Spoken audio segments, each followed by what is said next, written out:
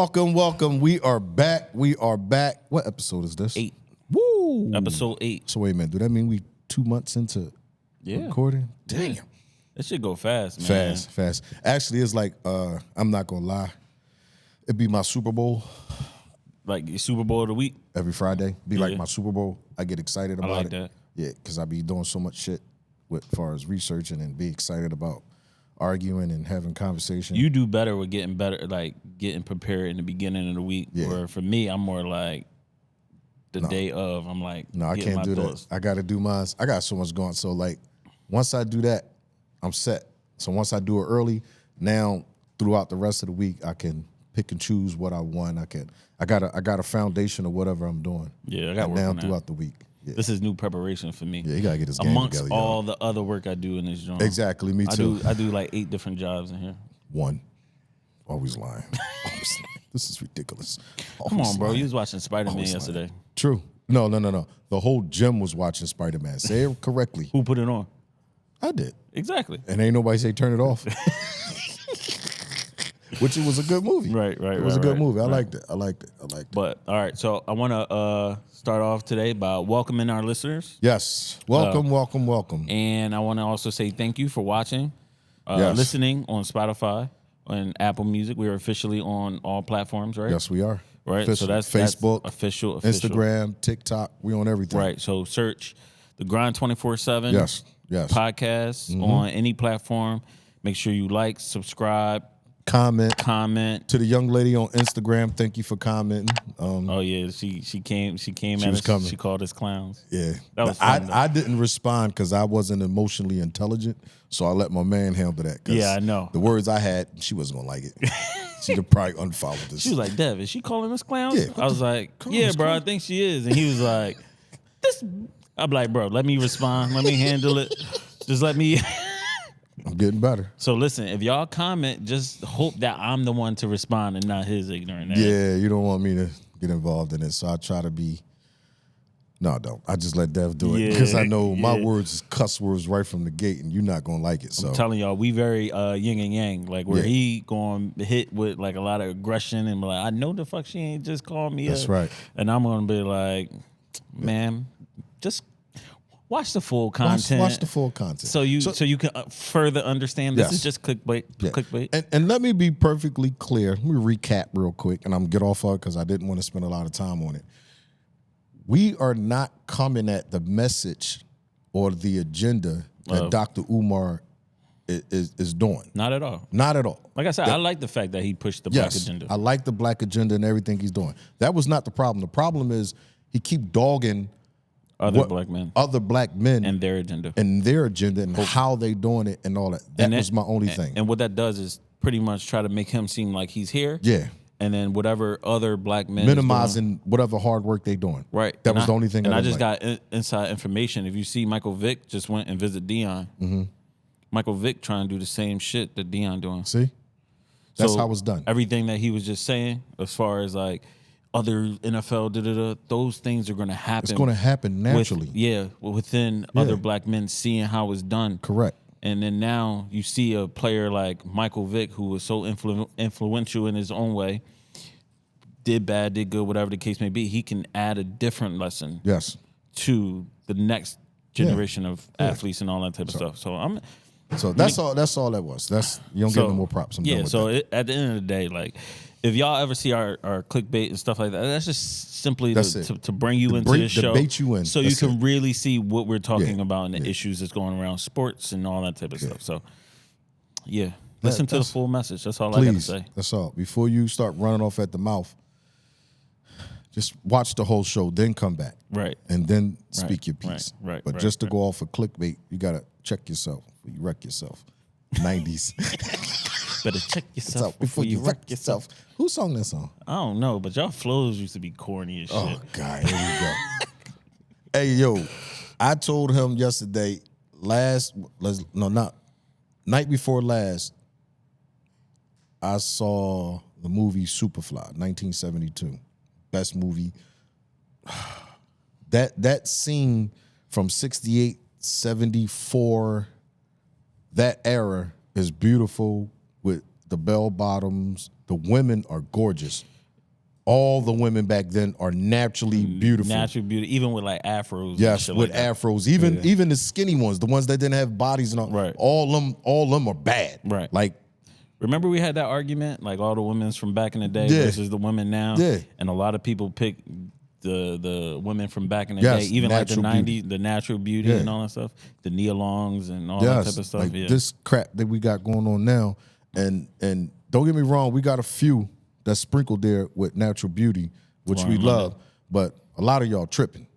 You adding lips. Yo, we already got lips. We never had a problem with lips. You adding lips, you adding ass, you adding titties, you adding everything. Ladies, I know y'all say like y'all doing it for yourself, but men, we don't really, real men don't really care about that stuff. I don't want none of that. Never in life did any man say, I would fuck you, but your eyelashes is too short. Like, never did that happen. Like Cat Williams, she was like, bitch, is that palm and red? Never in the history of niggerdom did that happen. Yeah, it's not gonna happen. We don't care about that stuff. Yeah, it's not gonna happen. We care about what you actually look at when you wake up in the morning. Yes. Like, don't leave your face on the pillow. Yeah. I don't want to see that. Messing my goddamn sheets up. Like, when I you want to be- see what you look like when you throw on a t-shirt, some sweatpants, a scarf, and run to the store. Right. Damn, shorty, nice. Yeah, she's still nice. Yeah, Dang. that's what we want to see as men. Mm-hmm. Yeah. But, So, yeah. that's it. Where we at? We moving along. Yes, sir. What you got? Intro. What we got? That was well. First of all, There's a lot that happened this week. Yeah. That's How what I was your trying to see. week? How was your week? How was your My week was your weekend? It really felt like a different day. Well, another dollar.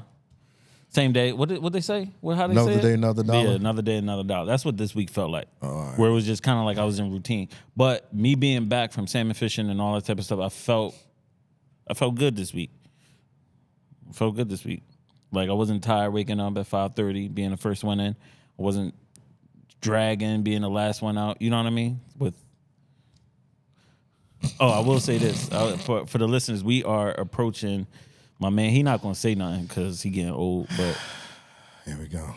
my man's 51st birthday. Here we go. He going down the hill.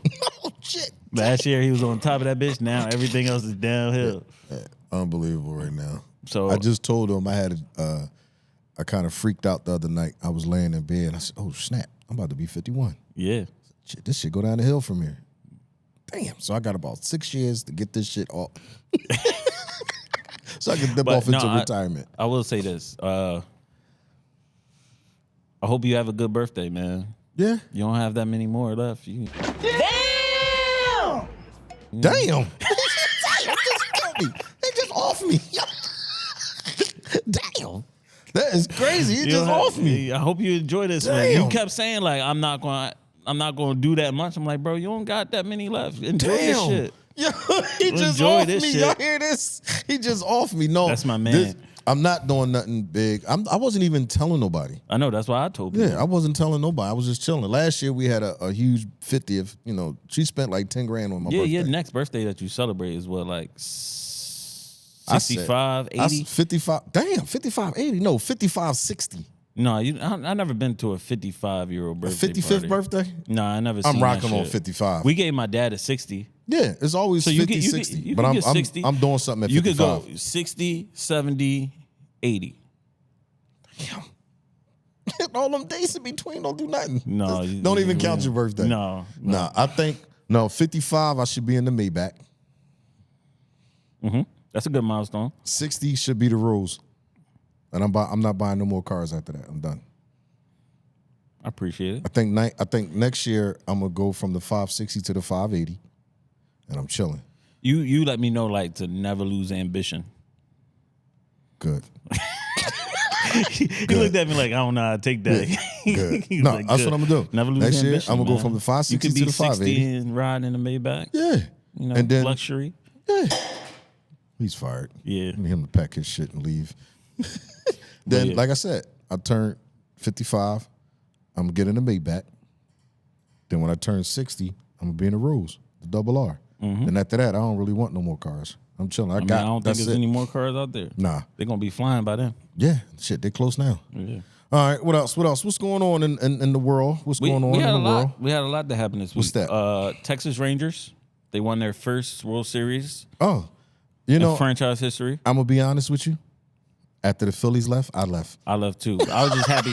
I was just happy the Texas Rangers won and beat the Diamondbacks because I don't feel like they should have been in there. Oh, okay. Yeah, Cool with that. Cool with that. And then so they won their first strong. Mm-hmm. I'm gonna talk about NBA before we get into football. Okay. The NBA in-season tournament start today. Okay. You know what that is? No. I figured you would. Yeah. But pretty much what it is pretty much an in-season tournament where all 32 teams. How many teams in the NBA? 32? Oh shit. So all 32 teams go in and they play in the in-season tournament. I look at it as a way for the NBA to add excitement to the beginning of the season. This just started? It's starting today. No, I mean this is the first year. Oh, so it's almost like summer league. Pretty much, and they're just trying to add excitement to the beginning part of the season. But then now it's just like if you win, you get a certain amount of like cash bonus if you win. Oh wow, that's good. So each player get what, $500K if they win. Oh yeah, that's good to the guys sitting on the end of the bench. The guys that make it, but if they didn't win, get $200K. If they make it to the quarterfinals the semifinals, it's $100K. Quarterfinals is $50K. So is this considered like a preseason? It's like, think of it as far as the March Madness tournament, just in the NBA. All right. So they're just trying to add some type of excitement. And then pretty much from there, it's just like add more value to the regular season games. Nice. So, I mean, my main question is like, is the NBA players going to like really indulge in that? Because as you play, you know, the healthier teams when it comes down to the NBA playoffs in May and June. Their body. Exactly. So they're not adding more games to the season, but they're just making it more meaningful, if that makes sense. Okay. So it's just like the healthier teams is most likely going to win the NBA championship when you look at it. So it's just like, do this really matter? Will the NBA players look at it like, I don't feel like playing in this shit? Okay. Will that $200K matter? Yeah. $500K? Yeah. That's a nice. Is it tax free? I don't. It's in Vegas, so oh no, it ain't tax free. Yeah, you can chalk that. Yeah, it's in Vegas.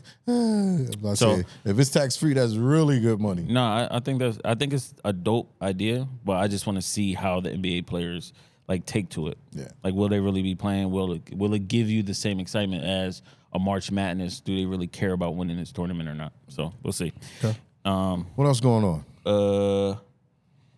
It's Eagles and Cowboys week. Whoa, watch how you say that. Watch how you say that. Eagles and Cowboys week. I don't know Philly already. Is about to be crazy. I don't know already went and caught my Kelly Green hoodie and I was about to wear my Eagles joint today, but I said I wasn't going to be no fan. I'm not no fan. Whoa. Because if I do, the Eagles going to lose. So I'm just, you don't. I'm just chilling. I'm just chilling. Yeah, I'm just not even going to the game. None of that. You going to the game, right? Yeah, I'm going. I'm gonna leave out the house probably 1 o'clock. All right. To get down there and get a good. You don't tailgate tailgate and nothing like that? No, I don't do all that. That's weird. I'm not tailgating is weird. Yeah, that's that weird. Should be like a party before the party actually start. Yeah, I ain't got no. I'm going down there to go to the game. I ain't going to no tailgate. I ain't into that kind of stuff. You got to try it once. Nah, I ain't a fan of none of it. To be honest with you, like I just don't like the crowds, man. Yeah, I'm not a fan. I'm not even a fan of going to the game. I like for the experience. To say that I went to this game tailgating. Yeah, no, not doing that. You need a cool ass crew. Go out there, barbecue, whatever the case may be. Who's gonna clean all that up? Then I gotta go. No, I'm not. They doing are. all that. You don't gotta clean all that shit up. So then I'm freeloading because I'm popping up to somebody I don't even know. Just pay for some drinks. They don't care. White people don't be caring, bro. Yeah, I'm cool. I ain't. We went to the Penn State game last year when they played Ohio State. And we popped up at somebody's tent, and we literally was drinking their alcohol, eating their food. But they was like, boy, welcoming, like, come on, let's do. Shit was fun though. That's bum shit to me. I ain't doing all that. I was lit when going into that Penn State game. That was crazy. I'm cool. I ain't doing all that. But yeah, so what up?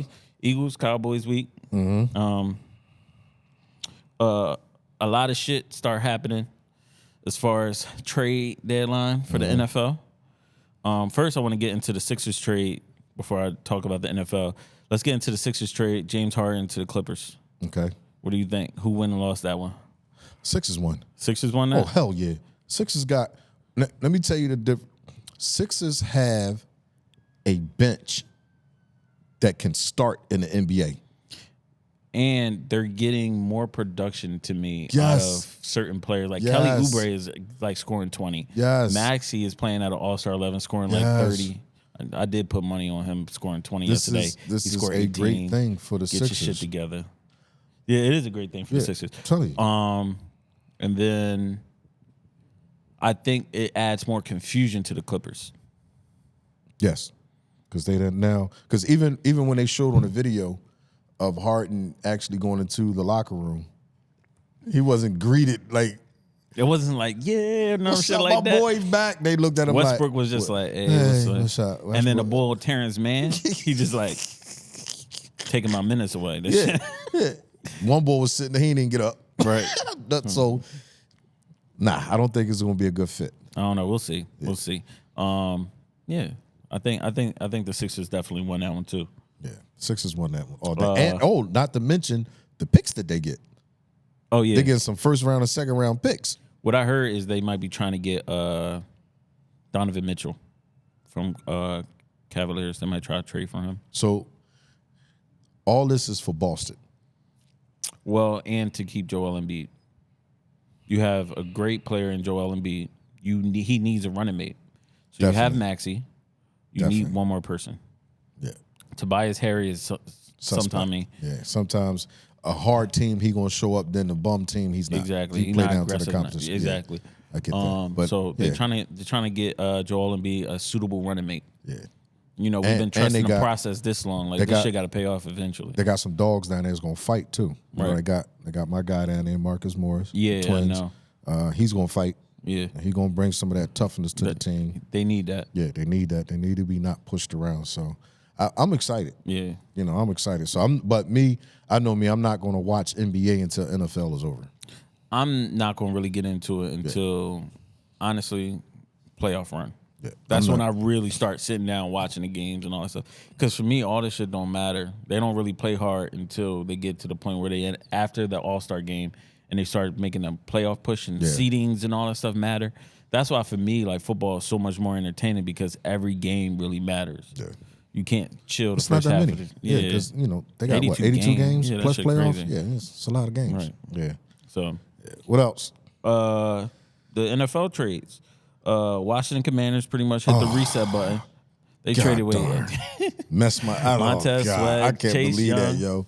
And you told me that because I was running. I had everything rolling. Like, and you said I just literally saw this. Yeah, no, bro. They killed me. They traded them away. Yeah. They just really just hitting the reset button. They might fire their coach in the offseason because they saying the boy that was from the Chief, he pretty much running the team anyway. Yeah. So they're like, they might as well just go ahead and hit the reset button and then see what happens in the offseason. Right. The Raiders pretty much hit the reset button too. They You gotta go. You gotta go. You gotta go. Wait a minute. I just imagine that conversation. Just all y'all come in at the same time. You know what? All y'all get y'all shit and get the fuck out. You ain't gotta go home, but you get the hell out of here. Yeah. So they fired the GM. They fired the Josh GM. McDaniels. They fired the GM, the offensive coordinator, and the head coach. Yeah. Gotta go. Right, and then they appointed Antonio Pierce, the interim head coach. Yeah. So I'm happy for him. He get an opportunity, but he just a linebacker coach. What do you expect him to do? He ain't gonna do nothing. Like, God damn, why they always handing us the shit when the shit broken down and beaten up? Yeah. But yeah, so that, and then I forgot Eagles traded to get Kevin Byard. That's safety. We are doing some good things. I know. So I'm excited to see. He played against the who they played? Commanders had like 6 tackles or whatever the case may be. So I think he's gonna be a good fit for them. He's a physical safety. So but that's pretty much all I had, man. I only got one thing. I want Colorado. My guy Deion. That's his favorite topic. Yeah, love what you're doing, but 18, man. Y'all gotta help Prime out, man. Like, I understand they only won 1 game and then we got 4 and all that, but y'all getting that quarterback hurt, man. O-line. You can't take 2 steps and extend your hand. That's what's hurting them. Defensively, you as a safety or D-back, you're already anywhere from 8 to 10 yards. You can't stand there and let that running back run to you and then make the tackle. You got 8 yards. Right. You got to come down. Come on, man. Y'all got to turn it up. You got to come down. Yeah, you got to come downhill, man. I think they're getting to a place where they might be afraid of making mistakes. And that's the worst place. That's the worst place to be as an athlete. Yeah. Once you start to lose your confidence and you're not playing with that same swagger or that same bravado, like your whole game start to go downhill. One thing, and we gonna get off of that, the hit. Oh, Shiloh. Yeah. Legal. Hell yeah. Corny. Yeah. That was, for me, it was like, what more do you expect from this player? Yeah. Like, he led with his shoulder. Yeah, our heads made contact, but if I hit somebody and my momentum's going this way, his momentum's going that way, his head is naturally going to come towards that was a bad call. I can't prevent that. So that was a bad call. I said it before. I'm so happy I'm not an athlete of today. Well, you know how many fines I would have? I know. I would literally every week be ejected because that's how we was taught how to tackle. Yeah. But now I be feeling like them leading with their shoulder going to hurt them more so than hurt the tackler. More so than I just can't imagine turning my whole body. We wasn't taught that way. It wasn't even in our radar. Put your head in his chest and run through him. If you turned your shoulder, you was scared. You was labeled as a scared, and you ain't want no rep. Right. Leading with your It's shoulders. almost like you. I'm like embracing for the hit. Yeah. So bro. Put your head in his chest, run through him. I just think that was a bad call. I'm gonna leave that alone. I'm off of that. Anything else? Anything else? No. Well, we might well. Oh no! It says we got to get into the 2-minute warning. 2-minute warning. Hey, this is the episode where I run down all of the NFL games starting Thursday. So Thursday night football, 8:15 p.m. You had Tennessee 3-4 and Pittsburgh 4-3 at Pittsburgh. I picked Pittsburgh and Pittsburgh won. Then you got Miami versus KC. They are going to be in Germany. Game at 9 a.m. Both teams is at 6-2. I like Miami because I love their speed. You got Minnesota and Atlanta, both teams at 4-4. You already know I'm going with Atlanta. Kyle Pitts, my guy, got him for 2 touchdowns. We got Seattle 5-2. Baltimore Ravens 6-2. Hey, what's his name? Lamar. Show him why you're getting all that money. I like Lamar for the win. Now we got Arizona 1-7. Cleveland 4-3. Nothing to talk about. Cleveland. Ass game. Hey, we got the Rams 3-5. Green Bay 2-5. I got the Rams. I don't care about that. You don't care about that game? I love that game. No. Hey, we got Tampa Bay and we got Houston. In Houston, both teams 3-4. I'm going with Houston. No, I'm going with Houston. We got the Washington Redskins. I'm sorry, I'm only playing. The Commanders versus the New England Patriots. Redskins 3-5. New England 2-6. I did have Washington, but they got rid of the D-line. I'm going with New England. We got Chicago 2-6, New Orleans 4-4. They down there in the Saints. Who that? I don't even know that song, but I'm going with the Saints, baby. Here we go. 4 o'clock games. 4 o'clock games. Indiana, Panthers. I love my guy Miles Sanders.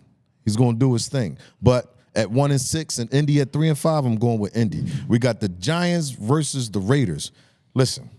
The Raiders don't have no identity. They know it ain't. They don't know who the hell they are. They fired the OC. They fired the everybody. They fired the mascot. They got everybody out of it. I'm going with the Giants because plus my man Hattie down there. Do your thing, Hattie. Now we got the game of the week. Dallas Cowgirls versus the Philadelphia Eagles. Bro Street Bullies. You already know where I'm going. Philadelphia 7-1. Dallas 5-2. Now Dallas 5-3.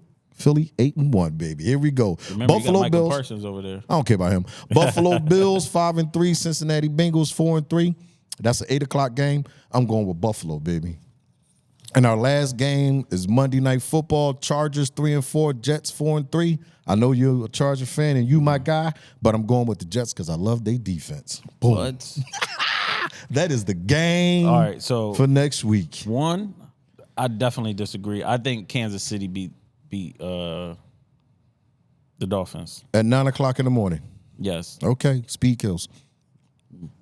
You heard me say he go with KC. Mahomes is Patrick Mahomes. That's fine. In Germany, 9:30 in the morning. Love that speed. I know you like your guy Kyle Pitts. Yeah. But they just benched their quarterback. Hey, Kyle, you hear that? You hear my guy? He's going against the grain. My man need a quarterback. He need a quarterback. Ride or die, baby. All right. And then who else you say? Good game or bad game? We got Washington, New England, Chicago Saints. Nobody care about them. All those middle games. Dallas, Philly. Yeah, Dallas, Philly. I got Eagles. Oh shit! I got Eagles winning at home. Yep. This mush. He is not supposed to bet on any team. Any team he bet on, you bet the opposite. My bad. Don't blame me. He took the Eagles too. Buffalo, Cincinnati. I got Cincinnati. Cincinnati? Yeah, that's gonna be a good game. They finding their groove now, and I think this might be a matchup that you'll see in the playoffs. So I'm curious about that one. All right, cool. Well, that's our matchups for this Sunday. So we're gonna see. We're gonna see. Well, let's get into the prayer, and then after that, we're gonna jump into the main topic. And get to work. Dear Lord, we want to thank you for waking us up this morning. We ask you that you continue to bless us each and every day. Lord, we ask that you bless this podcast abundantly to the point that when they say, how did we do it? Only thing we could say, if it wasn't for God, none of this would be possible. In Jesus' name we pray. Amen. Amen. Amen. There you go, Don. Amen. I closed my eyes. He closed his eyes. I was looking into the camera. They say we pray with our eyes open. So, that's all right. You know what I mean? One of us got to pray with our eyes closed so that it actually be sent up. You know what I mean? Oh, God. So, all right. So this week topic is a good one. And this is going to be a 3-part series. Yeah. We want to show that there is a human side to these athletes that fans be butchering all the time. Yeah. So we humanizing athletes. We're going to start off with boxing. Yes. All right. Episode 1, part 1. Y'all can label that like that. Part 1. And it's funny that we was talking about it before boxing. we came in. We just was talking about boxing. Humanizing boxing athletes. Humanizing boxers. And I want to talk about what we mean by humanizing. Yeah. We look at athletes like they're like gods almost. Mm-hmm. Like they should be able to handle anything and everything that's thrown their way because they make so much money. Yeah. But at the end of the day, they got real people problems on top of what it means to actually be the best at what they do. Yes. So you not only have family, you also have people coming at you saying that you ain't shit, you ain't never gonna be shit, you ain't never been shit. The reason why you lost is because blase. Mm-hmm. You got the stress of the world. Maybe your daughter just was in the hospital, but you still got to fight on December or whatever the case may be. Yeah. When it comes down to it, it's one of those things where like they are people too, just like you and me. All right. So not only humanizing, we're also going through the preparation. Right. So this is humanizing preparation of an athlete. Right. Boxing, part 1. Right. All right. So I'm going to talk about all that too as well. So I'm going to get right into what people don't understand. First thing, a boxer has to train 10 weeks for one fight. And sometimes more. Because the date might get pushed back. We're going through that right now with Danny Garcia. Right. We supposed to have been fighting in November. It got pushed back. I think it got pushed back 3 times. Was it? This is probably the second or third time. This is the longest camp I ever seen. Yeah, this is a long camp. I'm been trying to think. We already probably be at like 8-9 weeks, and you still got a whole month before the fight. The 1st of September, then it got pushed back to November. I think that's what it was. Supposed to have been somewhere in September. Mm-hmm. Then it got pushed back to November, and now it's pushed back to December. And this is the part that y'all don't even see. Yeah, y'all don't see none of this. It haven't even been announced, has it? Not yet. I don't believe. Crazy. But here's what y'all don't understand. So let's just we ain't got to talk about the dates being pushed back. We can just strictly talk about the 10 weeks, and we're gonna jump right into it. Mm-hmm. For 10 weeks, I go to work. Somebody is punching me in my face every day, every single day. And then I gotta go back tomorrow. I don't think nobody understands that. For me, just to get punched in the face and one time, have to sit there and continuously keep fighting that man. Don't he just? So what you're not understanding? I'm gonna break it down. Far as let's just say weeks. The first 4 weeks, I'm sparring. I'm getting punched in the face. Right. Me and this guy's fighting. He's trying to make. He's a rookie. He's trying to make a name for himself. So he's not coming at me lightly. And he ain't no slouch either. Yeah, and I'm coming at him. Right. And 9 times out of 10, everybody that I pick for sparring is matching up to who I'm actually going to fight. Right. So that's a problem in itself. So if he a heavy hitter, I got to go find a heavy hitter. Right. Every single day. So what people don't understand, the first 4 weeks, I'm going 4 rounds. So for 4 rounds every single day, or however we schedule the sparring, I got to go to work and this guy punching me in my face. Mm-hmm. Now, what people don't understand is after that week, them 4 weeks, he's gone. A fresh guy come in here. I'm not fresh. I just got done fighting for 4 weeks. Yeah. And then a whole new fresh guy come in here. And I got to fight this guy. So if the guy I'm fighting for the fight date has speed and power, those two people that comes in have speed and power. And sometimes it's a third spar. Yeah, and then sometimes it might be speed, power, but then the next guy come in, now he might be a counterpuncher a little bit with speed and power type of thing. So this now I gotta get used to him now. This goes on for 10 weeks. Every morning I get up, I'm getting punched in the rib, I'm getting punched in the arm, I'm getting punched in the eye, all this. Mentally, do you know what that do to a person? For me, no, because I don't think I want to go back on day 2, let alone. Yeah. let alone and if you pop weeks. me real good, that's what I'm saying. I gotta take that. Right. I had to take that. Like when, boom, it hit me. You know what? That was a good hit. No, it's not a good hit. I'm going to the trunk. That shit hurt. You see what I'm saying? Yeah. So people don't understand that. Then now it's not like that. It's not like he sparred and he went home. You got to go work out now. Right. Now, not even before that. Before he even got up, even before he got to the ring, had to hit the road. He had to go jogging. Yeah. He went up and jogged I don't know how many miles, 10, 15 miles. Right. You know what I'm saying? At a certain pace, because if he go too slow, it turns into walking. If he goes too fast, then he burn himself out. You got to finish the run. So now you have to physically pace your body to take that run. So what people don't understand is the discipline that it takes to not only work out in a day, but also wake up, work out, go home. 3 days. Yep. You're doing 3 workouts in one day. 3 workouts in one day. 3 different types of workouts. Yes. So your body getting challenged cardiovascularly. Go home, take a nap, eat whatever you're going to do, pop back up, go to boxing. Do that.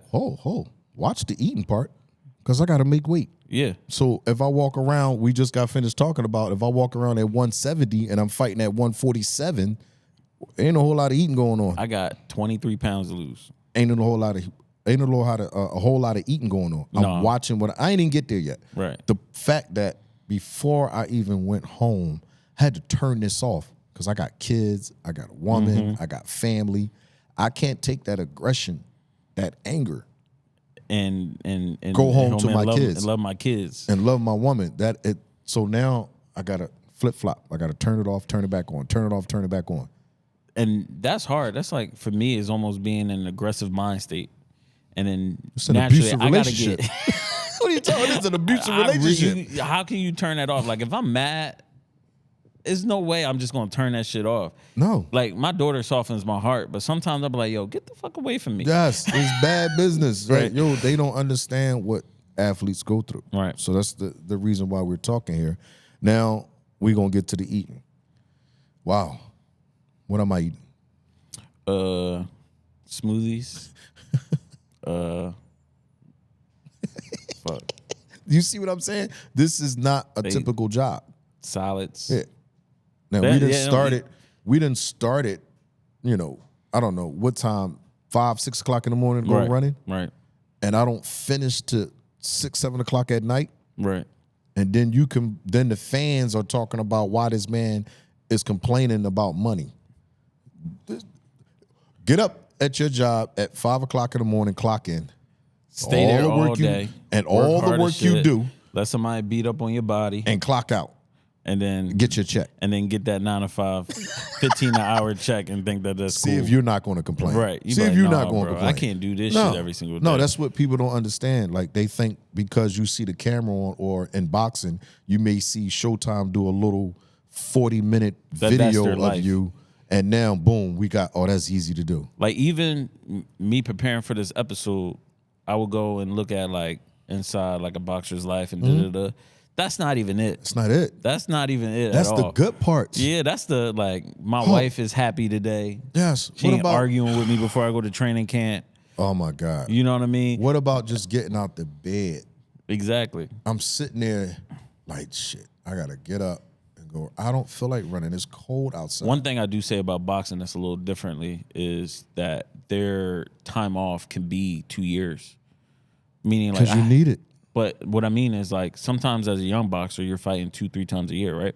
And then you hit a place where now you're a little bit more established and things like that. You get to a place where now you're not fighting 2-3 times a year. You might fight once a year. Yeah, that means your money is bigger. Yeah. And you want to save your brain. Right. But what happens is you get so complacent within the way you do your everyday. So now I got to break habit and get back into things. Well, you got to look at the 10 weeks that I'm going through But that's in order my to point. shut that off. Exactly. So you talking after fight. I'm thinking about even getting into the place of like my mind and my brain getting ready to fight again. I just was chilling and I was a civilian for a year or two. Yeah. And then now I got to wake up every single day and get my body accustomed to getting punched on again. I think it's kind of easy because sometimes you may miss and get the hunger. You know what? I'm getting that feel again. I'm ready to go rock and roll. I ain't fought in a year. It's not even the fighting part. It's the habits of how you eat. Yeah. What time you wake up. What time you eat. You know what I mean? That's what I mean as far as like get back in the swing of things as far as like being in actual training camp. And then working out hard. Because now if you're not training for a fight, most fighters they're not killing themselves in the gym. But then you got week 5, week 6, week 7. That shit get daunting. It starts to wear and tear on you. Right.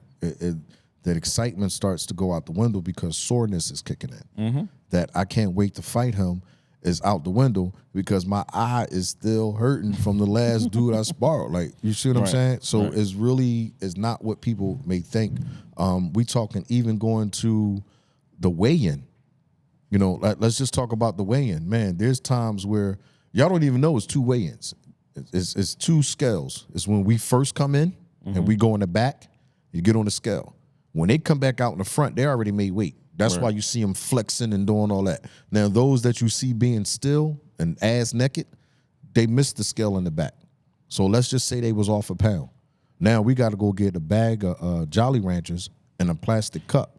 And we got to suck on these Jolly Ranchers and fill the cup up with spit to lose that 1 pound. What fight was it when you called me and was like, yo, Dev, what can we do to lose a pound in like, say, like 20 minutes or some shit like that? I think it was the Red Catch up in New York. And you had Danny literally in the back doing like burning jumping weight. jacks and all that type of shit.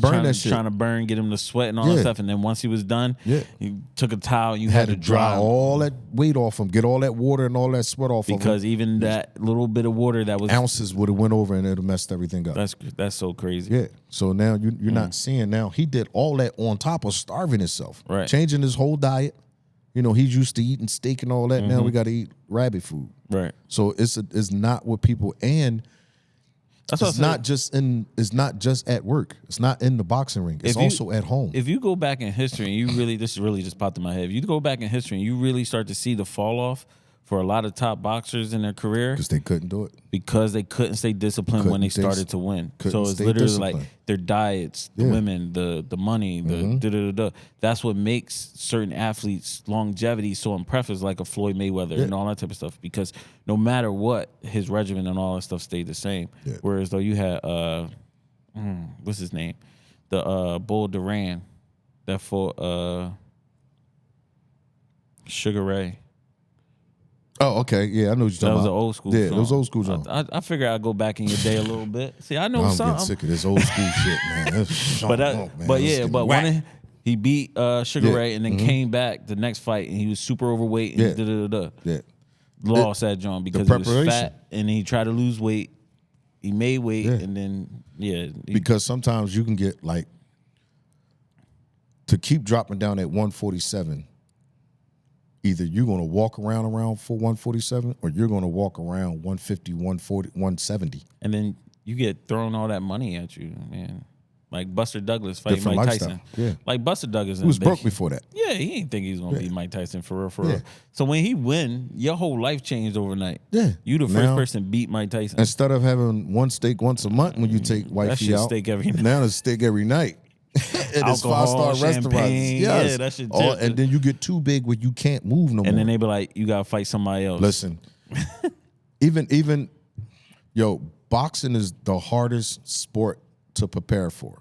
For one, your brain has to be super, super, super, super disciplined. Yeah. And for us as trainers to train a boxer, we got to know what we're doing because if we're not careful, we're at weight, we're at muscle. Which is, it's hard to lose. Right. So we have to be able, and at the same time, have to be able to give them that power and strength that they need without adding too much muscle, too much mass to them. Right. We screwed. Right. So, I think that talking about the training a little bit is where a lot of trainers and a lot of boxers go wrong because it's that old school boxing training style, push-ups, sit-ups, and all that type of stuff. Out the window. Yeah, that shit That's gone. Old school, right? Yeah. But a lot of boxers are not educated on what they need to do to actually prepare for a fight. Yeah. So I want to kind of lean into that for about like 5. We don't gotta give too much, but no, that's fine. It's just more so how do you add power to a punch without necessarily adding more so muscle mass? Yeah. You know what I mean? It's like now instead of doing say a chest press or whatever the case with super heavy weight, it's more so now we working on moving the weight fast. Yeah.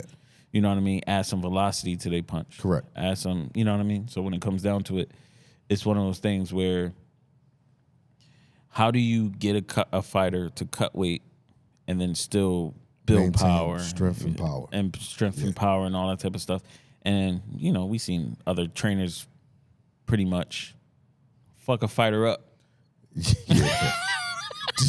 Fuck a fighter up. Yes, just mainly because of the fact that they don't really know what they're doing. So, and you know, the most for me, the most important thing is having them come back tomorrow and perform exactly at a high level in training and sparring at the same time. Where you know I could beat their body up tomorrow. They got to throw 1,000,000 punches tomorrow. Yeah. You ain't make them too We sore. doing legs, and now he can't even move his legs to go X, Y, Z. Or if he do say that, you can't counter what he just told you was going on with his body. Right.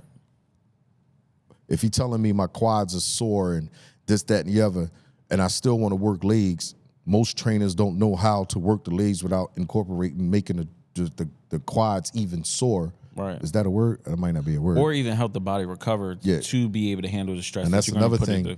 So I got on the notes. Right. So like when Danny come in, the first thing he come to me. Yes. And then stretch, get his shoulders ready, get his hips ready, get his ankles ready, all that type of stuff, and then build up his small muscles. So then now when he goes to you, he's not only is he loose, but he also one of those things strengthen the small muscles that's going to give him longevity within throwing 1,000,000 punches a day and all that type of stuff. So then once you get everything warmed up, he comes to me. Yep. And you know I'm building up the strength and the power again without putting mass on him. Now I'm pretty cool because he's fighting at 154, 155. It's easier now. It's easier you don't now. gotta worry about dropping as much weight. Yeah. Where before we had it's to only go to 7 pound difference, but that's a big difference. Yeah, we had to be at 147. Right. So I don't think people understand 147 is little. That's a little person, and to be able to still get maximized power output input from this guy without putting that mass on, you got to be careful. Right. But you know.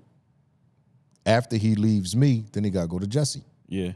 For the recovery aspect. Right. She got to give him a massage, put back together what me and you broke. Cryotherapy. Yeah. Yeah.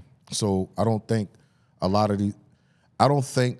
their trainers understand the science behind all of it. So they so old school. All you need is push-ups and a hammer to hit a tire. Yeah, and sit-ups and chop wood. Yeah, that's old. Rocky Balboa type them of training. days is over. That shit over with. Now there's science behind training. You know what I mean? It's not the do 52,000 push-ups. It's not. Them days is over. Right. We have so much science. If you look now. at Mike Tyson, I think he should say he do 1,000 sit-ups a day. Yeah. It's hard to get the average human being to do 100 sit-ups a day. Yeah, we're not going to do all that. 1,000 sit-ups a day? And what are we doing, Anthony? You working on your core. Well, we got a lot of other exercises that we can do in less time and cover more of the body while sitting here 20 minutes. Damn, bro, what number you on? Right. 200. You got to go to 1,000? Right. No, we be here I all never day. understood sit-ups really with boxing because a lot of boxing is rotational power. Yes. So it's more so like, why are we... Yes. all day when we should be twisting. We should be, you know what I mean? Throwing that, getting the torque from the ground when I'm throwing that rotational punch. I'm flipping that hip to get torque from the ground to travel all the way up to release through the arms. Right. So what are you doing? How does a crunch help in that? Yeah. Let me old school. Yeah. Don't know. Let me get some pile-off press or some med ball throws to the wall or something like that. Yeah. The chest press joint. Yes. I love that joint for boxing. I always use that. Yeah. Because that simulates a punch all day long. Everything you need Everything is about that. in that one exercise. Yeah. From the ground all the way up. And it's crazy because when I first connected with Danny, their cut guy was old school. And he wanted to go back and forth with me about training. And, you know. I don't tell you how to do your job. Yeah, don't tell me how to do my job. So he always wanted to kick about the training he used to do with the guys. Is he still in the camp? Yeah, he's still a cut guy. And I really wanted to tell him. Yeah, I really wanted to tell him that's why I'm here. Right. That old school shit don't work no more, bro. Let it go. It's okay that I throw Danny on some squats. Right. It's okay that we do some dumbbell chest press. You know the guy Phil? I forget his name. I always forget. I'm bad with names.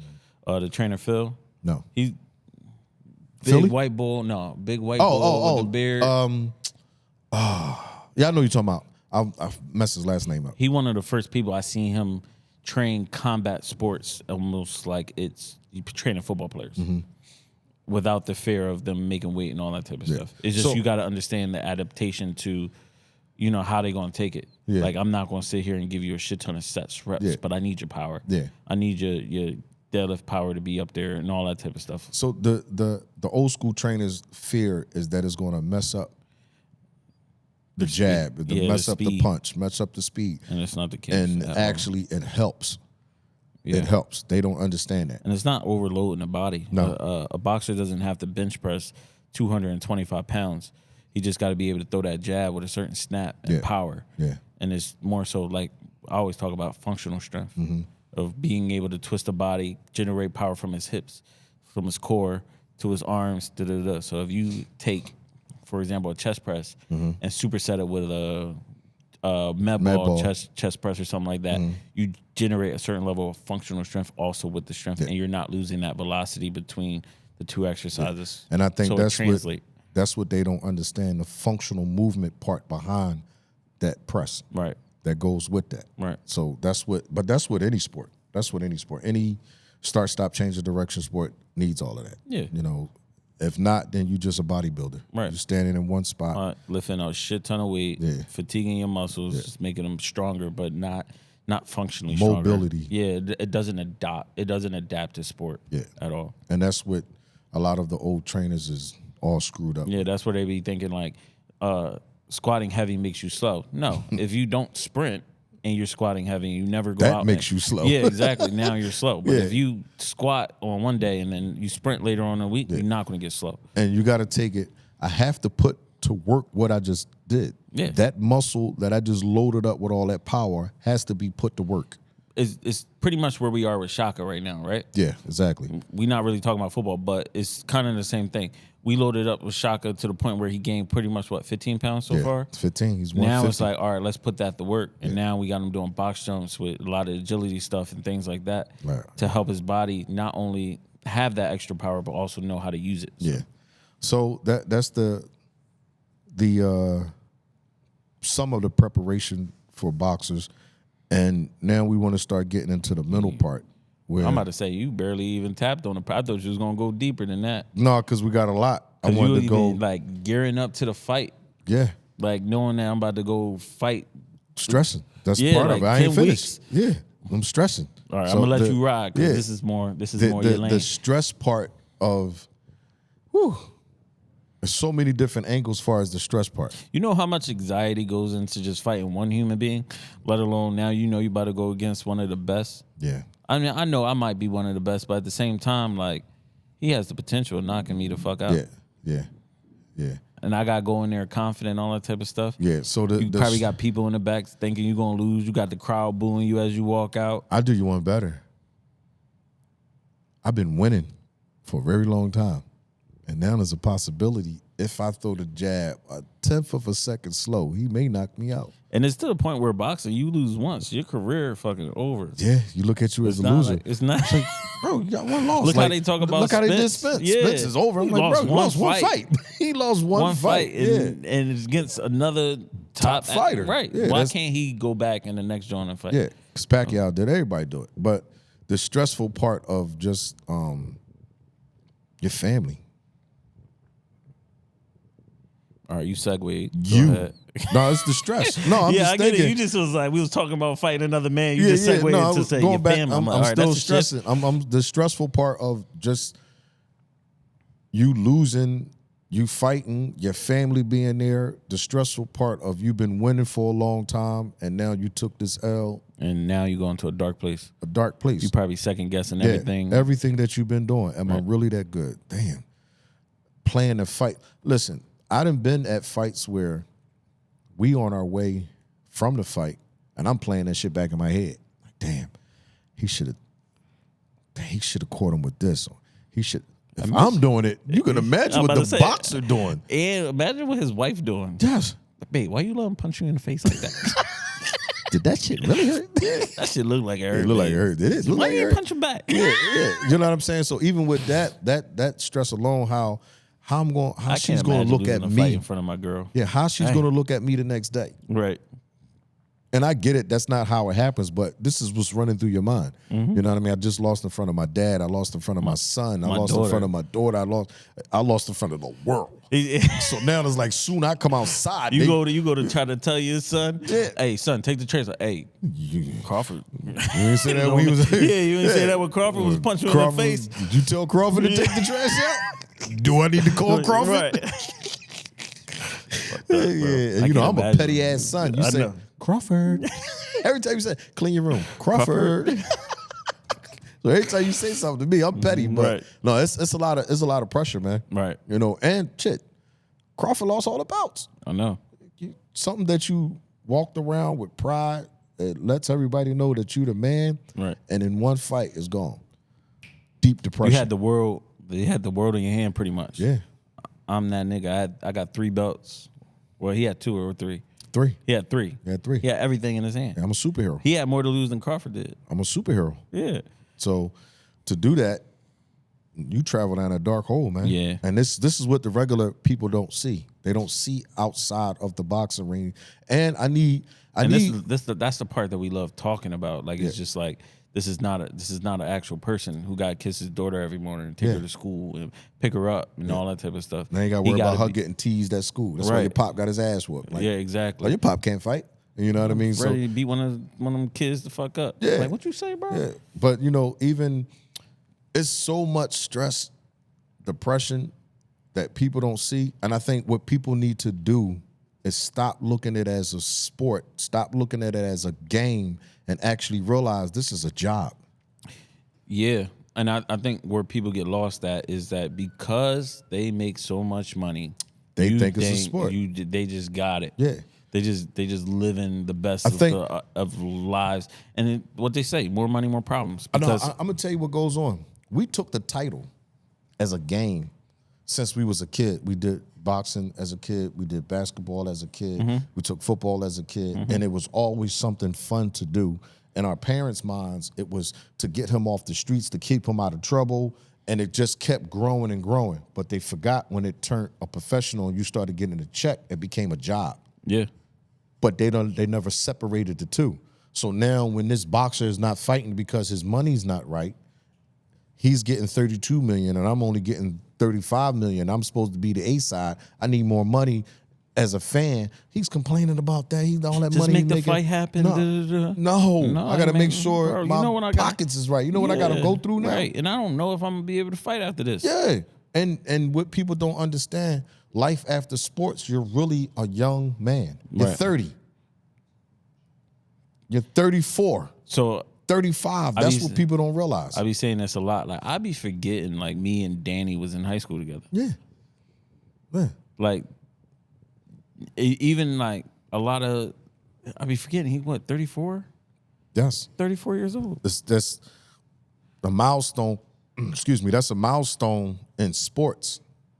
But in the real world, you're a baby. You just started turning into a real man. Right. Like he asked me the other day, like, how old are you? I told him 33. He said, oh, yeah, you a year younger than me. Yeah. I mean, yeah. He was like, I'm 34. I'm like, damn, bro. Yeah.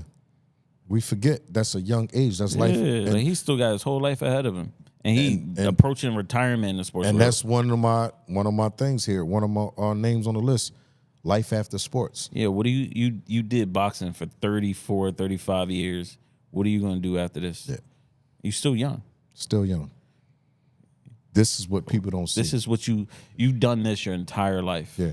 And when you don't have the proper team around and your money is gone, You don't know what to do with yourself because you've been doing one thing for so long. Right. This is why we complain about the money. Yo, I got to look for the future. So I'll break it down for people like this.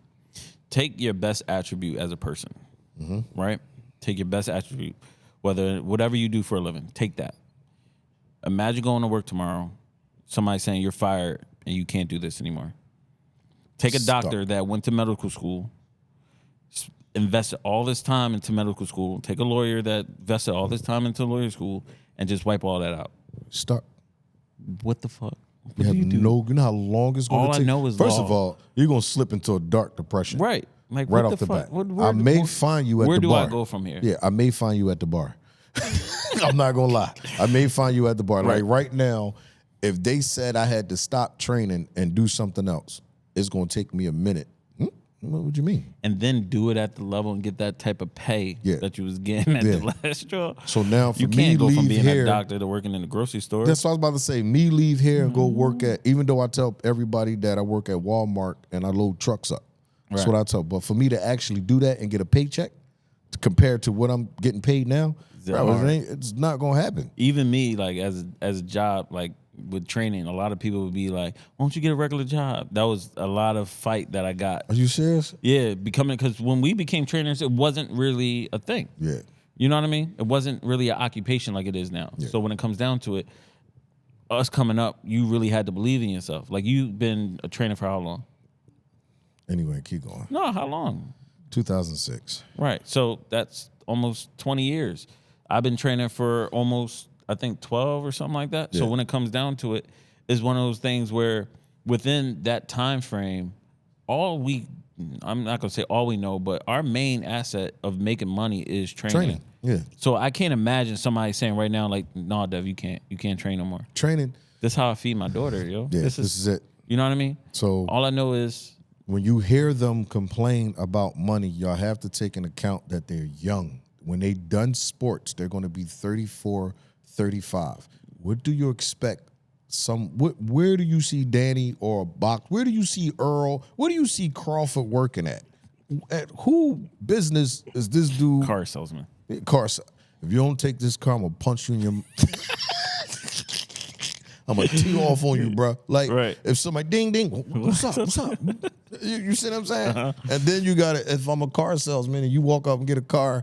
Like, bro, you didn't say that when which car was whipping on your ass. That's right. Or it's first thing they say, they recognize you, like, bro, what happened in this fight? Yeah. Be mad as shit, bro. Like, damn, what happened? What you think happened? You hit me with that left. Hit me with that left hook. That shit hurt me. Yeah. So, I think people need to take an account of, like I said, when you hear them, I don't want to say complaining because they're not complaining. They know their worth. Right. When a boxer or any professional athlete, when you hear them start talking about money, they know their worth. Not only do they know their worth, y'all got to realize 34, 35, these dudes' careers is over. Mm-hmm. And I don't care what sport you in, 34, 35, after that, they looking for a younger person, a younger athlete. It's all about who's the younger and upcoming next attraction that we going, you know what I mean? Who's going to, like Mike Tyson at the top of his career, they looking at who's going to be the first person to beat Mike Tyson. Yeah. That's what we looking for. That's why we that run they watch have, this fight so much. It's some sports. It's either going to knock him out or Mike Tyson. Yeah, it's some sports that you can go at like golf. You can go into, you can. Go what? You can go into up in age in golf. Oh, yeah. I mean. Yeah. But that's a mastery sport, though. Yeah, it's still one of the worst sports out there for the body. But that sport allows you to have long longevity. Yeah, because it's mastery to it. But contact sports, nah, you're not. After you 30, 35, you old. Bro. You old in the league. How old is LeBron? 38. 38. He's a dinosaur. Right. You see the grades and all that. We look at but LeBron in the real world, 46. But in the real 51. world, when someone tell me they 38, LeBron looked like he's 51. They do. But in the real world, when a person tell me they 38, I'm laughing at you. Ain't you 51? Yeah, I'm 51. You dinosaur? With a big ass gun. Pow, pow. I ain't fighting you young bulls. I got some hot shit for y'all. But go ahead. But no, if LeBron walk up, don't know him, he be like, yeah, I'm 38. Oh, young bull, go sit down somewhere. Right. Yeah, Training the twins. One of the things they said to me this offseason, they asked my age, And he was like, damn, I usually don't listen to people younger than me. Mm-hmm. And then I thought about it like, damn, but they really only, 3 years older than me or some shit like that? Yeah. So it's one of those things where it'd be like, to you, they young pups, where you got so much life knowledge that you can give them as men. So in life, you're a veteran, but when it comes down to what they do and how they handle situations and stuff like that, the only thing that I just think knowledge, life knowledge that you could really give them. And I think people need to understand that. So now, again, they're not complaining about money. They know their worth. So I like to say, when you hear them speaking about what they worth, you have to respect that, because now you got to remember, 34, 35, I'm done living. Right. I'm done playing sports. Right. Now, I'm done playing sports. Now living starts. Right. What I got to fall back on. The one thing I like it is because they got a head start. They got enough money in the bank. If they done it right, they got enough money in the bank. Yeah, I'm about to say a lot of athletes sit down and figure out their next move. Yeah. So life after can be good according to how you plan it. You didn't blow your money. A lot of people blow that shit, though. I just think a lot of people blow that shit. No, a lot of people blow it, but I think that's changing now. I think people is understanding of the dollar. You don't hear as many people blowing money no more. You don't hear people blowing money. I think, you know why? I don't know. I don't hear people blowing money. That Delonte West situation? What? Delonte West, the boy that played with LeBron? Oh. That the boy that hit his mom? That smashed his mom? And he ended up being like on the street somewhere. LeBron did that. How you gonna bring LeBron for that shit? LeBron bought everything he owned. Did he really? LeBron did that. Oh, you gonna smash my mom? Not only did you smash my mom, you gonna let me know any job that the boy went out to. LeBron bought the job. LeBron had a separate account for him. That shit was bad, bro. He was on the street. Like, but listen, bro, ain't you Delonte West? But hold on though. He was bored. But how many other? It's not been as many. I got to do research on that, because people are managing their money 10 times better than what they used to. I don't know, bro. Yeah. I hear about a lot of people that be, you know what I mean, still struggling. But we don't see that in the public. It's more so you got to know that person. Yeah. You know what I mean? Yeah. Like, they spiral when they don't have that purpose no more. So all you know is, honestly, you're still spending money like you playing a lot of times. Yeah. So if you don't got it set up to the point where you have income after this, that's why I stated the ones that's doing it right. Yeah. The ones that's doing it right. Life after is good because you got a nice cushion. You can sit down and you have time to figure things out and go to part 2 of your life. Yeah. Because you're so young. Right. And I think a lot of people, again, don't realize how young athletes are when they done playing. And that's, I don't know, and again, stop looking at it as if they're complaining about money. They just know their worth. And then I would say add another layer to that is think about their body afterwards, right? So they might be 35, but their body feel like they're 45 or 51. You know what I mean? So I gotta keep throwing 51 in this joint. What's up with this bull? But so no, like, you know what I mean? You as boxers, their hands get broken so much. Yeah. So imagine all the pain they gotta go through. Look at arthritis gonna set in. Yeah, look at a player like a boxer like Muhammad Ali. All the shit he had to deal with post his whole life has changed after that. And Parkinson's he was young. Disease. Yeah, he was young. We look at Muhammad Ali as if he was old, but he was really just really young. 40. Yeah. Yeah. So you gotta 40 years old. Yeah. I didn't hear nothing he said. Did you hear anything he said? No, I wasn't looking. Yeah, Muhammad Ali, he was still young. He was 40 but years everybody old. think he was old, but he wasn't. And again, if a person walk up to me right now and say, "Yeah, I'm 40," young boy, sit down. Right. You just understanding life right now. Right. You know what I'm saying? So we have to stop looking at 2 things. How old they are, they're really babies. They don't know nothing, they haven't experienced anything. They're still learning life. Yeah, and y'all got to stop saying, men. Stop complaining. They're not complaining about money. Here's the thing. You know your worth. You got to look at it like this. You gotta get that cash while you got it. Because you don't know what's going to happen later. Let me help these people understand. The flip side of this. If you give me $100 million, I'm not making 101. No. Like, they don't understand that. Like, yo, if he gave me $100 million, you know how much money he tripled that. It's gonna make 3 off of that. Right. So for me, so what he's saying is go get that bread. The organizations that these athletes are employed by are making 3 times the amount of money that these athletes are making. Yes. If not more. If not more. If you think about these boxing promoters and all that type of stuff, think about how much money they make off of each fighter that they have, especially these big mega fights. And then you're getting percentages off the seats. You're getting money from. So y'all think Floyd Mayweather got a lot of money? Yeah. Think about the promoter. Yeah. It's crazy. And I think a lot of people need to be more aware, because now, like, I was a full fan of Lamar down in the Baltimore Ravens. He knew his worth. Yeah. He wasn't complaining about money. He knew his worth. Right. Yo, know your worth. The same thing was going on. That's even at a regular 9 to 5. Know your worth. Right. What you mean you giving me a 35-cent increase? What? Oh, wait a minute. Not even 50? You gave me 35? So my cousin's girl, she worked at Walmart, and Walmart is historically known for underpaying women. So the minimum wage went up to like from 9 something to 10. She was making a little under 10 when they raised the minimum wage. They raised her to the minimum wage rate. She already been working there for 4 or 5 years.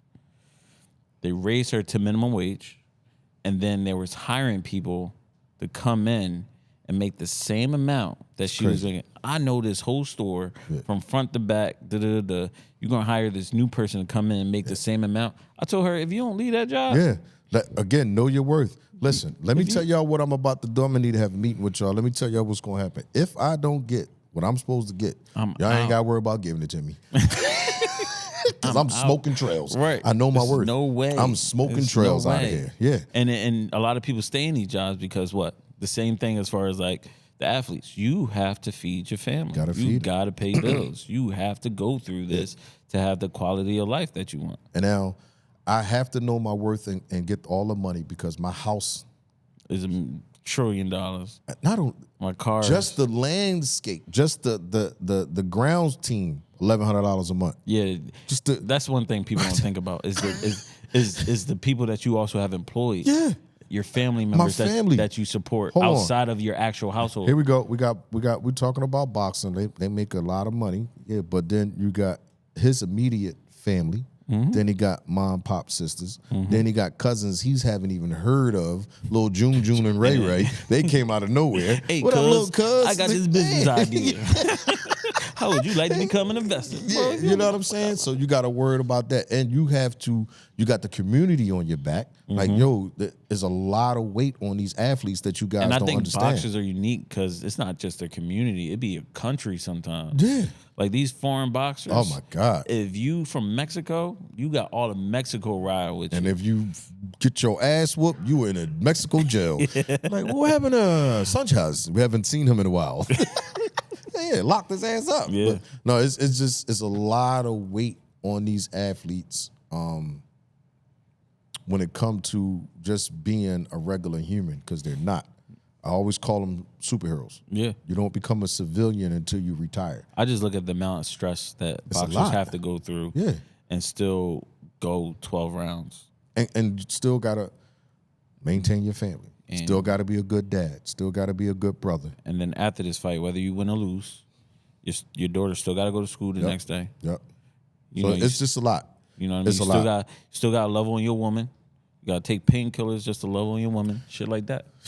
That's bad. Wait a minute. You're lit. Wait a minute. You got to kiss your girl. You forgot how long it takes them to decompress, to become normal again. So after 10 weeks of all of that. So it's just like I just got done going 12 rounds in straight barbarian mode, fighting survival mode and all that type of stuff. I go to sleep and wake up and my daughter come and try to hug and kiss me. And I'm just supposed to be a regular civilian now? No. You got to turn that off. You got to decompress. There's no way. You're in killer instinct mode. And from the time you wake up to the time you go to sleep, you're mentally aggressive. Yeah, because you're trying to fight. You're angry. I gotta whoop this motherfucking ass. Yeah. He trying to. And soon as the fight over, let's say the fight is over on Saturday, you think I'm gonna wake up Monday. Hey, baby, come get. No, I'm still in fight mode. Right. I'm still aggressive. I'm still angry. Right. Like it takes a month, 2 months to decompress to become back normal. Right. And you gonna talk about me $? Yeah, all right. Yeah. So we gotta respect. What I don't want to be in church and you ask me for my picture because I'm gonna give you the middle finger in church. That's just how that goes. Think, and one thing I say Respect that my privacy. We create an environment where our athletes can come in and just decompress sometimes. We don't talk about sports. Yeah, we don't talk about we sports. We talk about here. what it is to be a man and investments and everything Real else, life. but what we doing. Only time we really bring it up is if they bring it up. Yeah. Like listen. Like Danny talk about boxing more in here than we do. I'm a fan of boxing. I'm a real fan. Like when Porter and his pop called my name, you couldn't tell me I wasn't, man.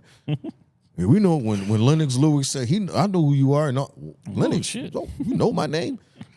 When Leonard Ellaby came to me, hey G, damn, let me talk to you, G. Right. What's up, man? I don't know what you did to Danny, but this the best. We keep doing it.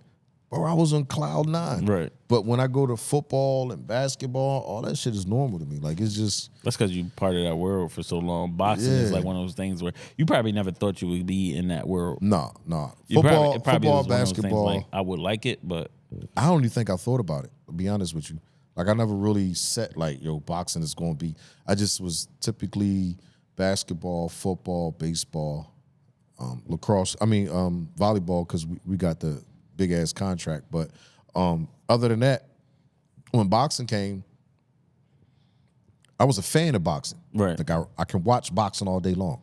Basketball, football, and all that, I can't watch that shit. I'm more of a boxing fan now than I was before. Yeah, no, I've always been a big and boxing I realize fan. I like actually being in an environment of it versus watching it on TV. Yeah. Like, I'd rather go to a boxing fight than a football game. Football games, for me, a lot of times be more, what's the word? Not political, but like more of a networking type of thing. Yeah. Where a lot of people we know is already there and stuff like that. I remember Danny called me and said, G, come to a fight with me. I went to a fight, and it was the owner of Showtime, Danny, me, Tank, and AB. You was in heaven. Yeah. Yo, I'm sitting there like, wow. I ain't say nothing to nobody. I just was chilling. Because I just was chilling. Plus, I'm scarred from the Dion stuff, but I was chilling.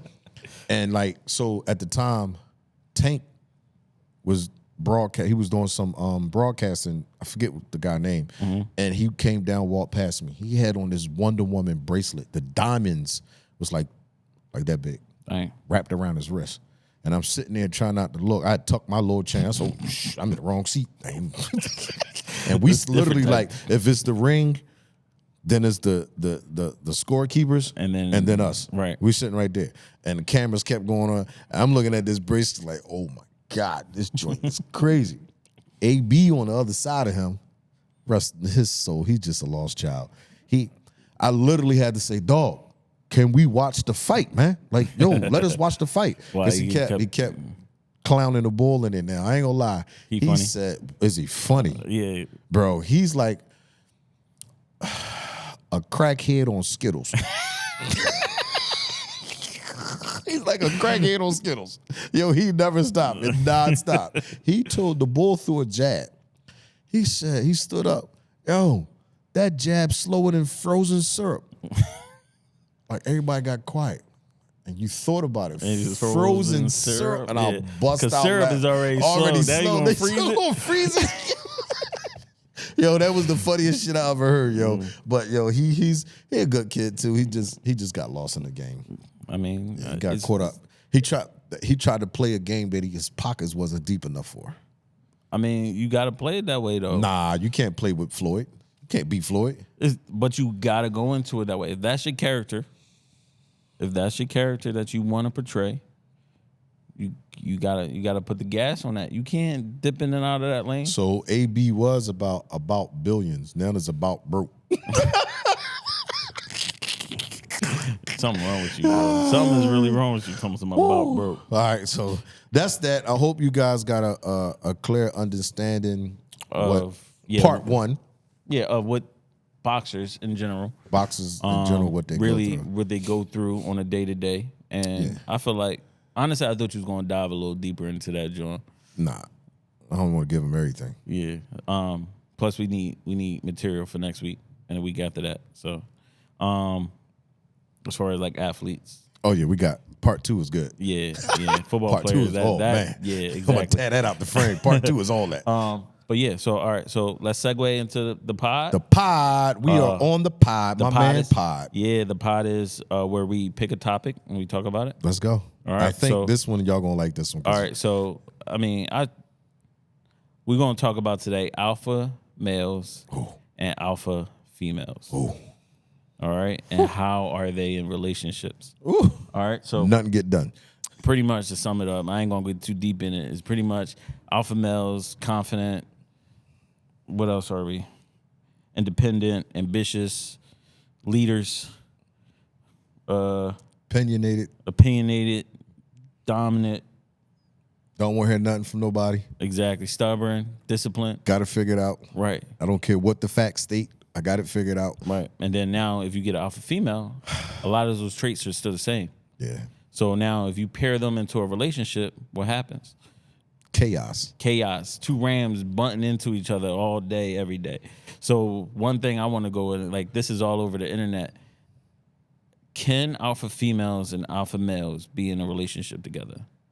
Is it a good thing?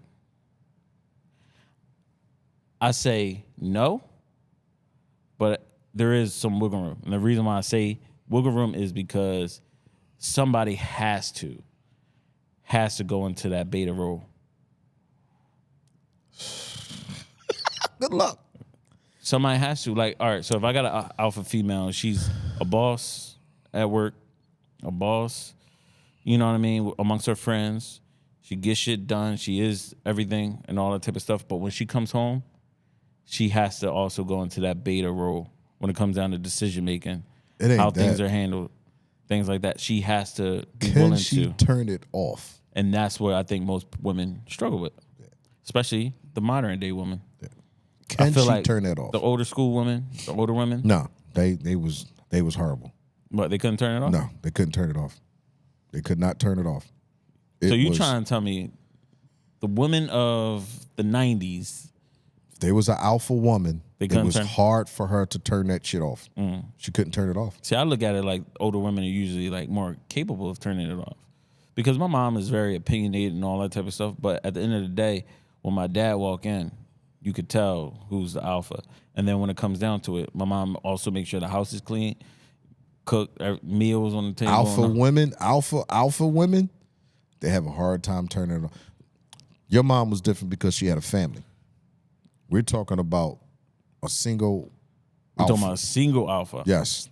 See, it is hard for them to turn that off. And it's more so when the alpha man walk into their life. I really don't need you. Yeah. As men, we do not like alpha females naturally. Give me a feminine woman. I'm going to fight you on everything you say. I'm telling you right now. Yeah. Just the simple fact that. Meaning you going to fight the woman on everything she says? Yep. See, that's petty though. Yeah, I'm king petty. I'm going to pick my battles. I think one of the main things. Now I can because I'm older. The strongest trait about me is that I can control my emotions. I can't. I told you I'm not emotionally intelligent. Yeah, I can control my emotions. So I could be pissed off, but you never going to know. I can literally, like I would say. I'm going to put it like this. I'm a mountain that if my girl is going crazy on something, I'm the mountain that's going to stop that wave. Whereas though she can be flipping off right now, but I could just honestly, and you be like, bro, you real good at that? Yeah. I can literally just be like, it's not that. It's not that I meant it that way, babe. And I'm able to calm her down. For me, as long as you're seeing my emotions, you have a great shot of being in my life. That's with anybody. When I stop emotions, that's when it's a wrap. When I can't, when you do something that doesn't emotionally affect me, you pretty much dead to me. But you know they usually say alpha males are like good emotionally. It's usually beta men that usually too emotional and all that. That's like more so a female trait. Whereas though as alpha men, we can handle our emotions in a place where it's like in a healthy way. Like I'm not going, like for example, are you going to argue with a female? No. like a female at the bar or something, I'm not going to get into an argument. They already know that. Exactly. I'm not going to argue with like, you. Where your man at? Yeah, it was where your brother at? It was one time in a bar, and she said, "I said, listen, sweetheart, I don't even argue with women, so you can say whatever you want to say. There's no response from me at all. Exactly. You're a woman. Now, where's your dad, your brother, that's emotional your boyfriend? Intelligence. That's different. That's emotional intelligence. You're not going to get a rise out of me out of this. No, I was nothing. No, you can't get no emotions. No, you can't get no emotions. Exactly. I don't even entertain it. Like, it's just, what are we talking about right now? You says, like, for me, I'm like, I feel goofy going back and forth with you right now. Like, exactly. I'm not doing that shit. Yeah, that shit is so weird to me when I see a man and a woman arguing. Like, bro, why you? Yeah. It's a female. At the end of the day, she gonna be quote unquote right anyway. Just walk away. Nah, I just think that that's a. So I would like to be a fly on the wall in that living room. Right. So what do you consider? And this is for, I would say this is more so for females to understand what men a lot of times are looking for, and feminine women. Like, what do you consider is like feminine? And a woman. And you could go physical, you could go personality. Being able to understand my hard times. Mm-hmm. When I'm going through it, being able to, whatever you got going on, you come to my aid. Right. In my hard times and my confusion and me not quietly having a grip on life itself. Right. I don't need an alpha woman at that period in my time. Right. I don't need that, because that anything you. So by you dropping your guard and you coming at me soft, I can hear you. Mm-hmm. And if you have words of encouragement, if you on my back and, babe, we got to go XYZ, I can hear that versus that being alpha woman being aggressive. Assertive. Yeah, that shit. I told you to. Yeah, that's what you get. You done.